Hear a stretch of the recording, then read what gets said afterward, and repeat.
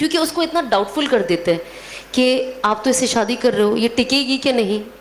مطلب میری نکاح پہ تو ایسی ایسی باتیں اٹھی تھی, میں ٹکوں گی کہ نہیں, شادی میری 6 مہینے بھی نہیں ٹکے گی, اور میں واپس وہی ہو جاؤں گی جو میں تھی.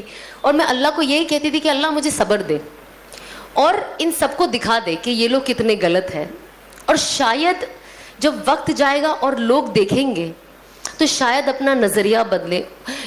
مجھے جو چیز سے میں گزر رہی ہوں ابھی, اور جو تکلیف چیزیں سن کر مجھے ہو رہی ہے, لیکن میرے کچھ چیز کو لوگوں تک ایسے پہنچا کہ میرے بعد آنے والی لڑکیوں کے لیے آسانی کر دے, تاکہ میرے جیسی جو اور لڑکیاں ہیں وہ اپنی زندگی کا رخ بدلے.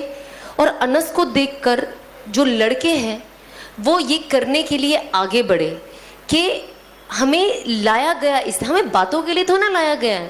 میں تو یہاں بیٹھ کے بڑی بڑی باتیں کر سکتی ہوں, بڑی بڑی باتیں کر سکتی ہوں, لیکن اگر میں وہ عمل نہیں کرتی ہوں تو کوئی پوائنٹ ہی نہیں ہے. اور اللہ کہتا ہے نا کہ جب آپ دائی بنو اور جب آپ لوگوں کو کچھ بولو, اگر میں آج آپ کو بولوں گی نا کہ آپ کو 2 رکعت نفل پڑھنی ہے تو مجھے 4 رکعت تو ایٹ لیسٹ پڑھنے والی ہونا چاہیے, تب اللہ میری باتوں میں وہ وزن دیں گے اور وہ زور دیں گے جو آپ لوگوں کے دل میں جا کے اترے گی. ورنہ صرف باتیں یہاں سے سیدھا وہ ڈور کے باہر ہوا میں نکل جانی ہے.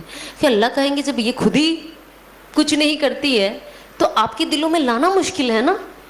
تو یہ بہت ضروری ہے کہ ہم کس چیز کے بارے میں کیا سوچتے ہیں. ہمیں سوچ کے ساتھ ہمیں کہتے ہیں نا, ہم پریچ کرنے والے نہیں بنے, صرف you practice what you preach. آپ جو بولتے ہیں آپ خود پریکٹس کریں. تو میں آف کورس باتیں کرنے سے پہلے میں نے پریکٹس کرنا شروع کیا, اور جتنی چیز میں ابھی پریکٹس کرتی ہوں میں وہ چیز باتیں کرتی ہوں, اور جو چیز میں نے نئی عمل میں لائی ہے میں وہ بھی کوشش کرتی ہوں کہ میں شیئر کروں, تاکہ ساتھ ہی ساتھ جن کسی کو ایکچولی پتہ, آپ یقین نہیں مانو گے, جیسے مجھے میرے شوہر ایک کوئی بتا دیتے کہ آپ یہ پڑھو, یہ پڑھنے کے بعد یہ زیادہ ضروری ہے اور اس سے فلانا فائدہ ہے. پتہ ہے میری سب سے پہلی فیلنگ کیا ہوتی ہے؟ میں جلدی سے انسٹاگرام پہ ڈال دوں تاکہ سب پڑھ لیں اور سب کو یہ فائدہ ہو جائے.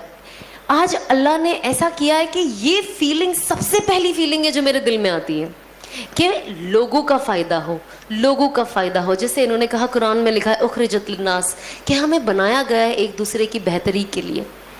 اللہ کہتا ہے کہ آپ جائیں اور لوگوں کو بتائیں کہ مجھے کیا پسند ہے, اور لوگوں کو جا کر یہ بھی بتائیں کہ مجھے کیا نہیں پسند ہے. اور جو میری سنتوں کو فالو کرے گا اور حضور پاک صلی اللہ علیہ وسلم کی سنتوں کو فالو کرے گا وہ بالکل کامیابی کے راستے پہ ہے.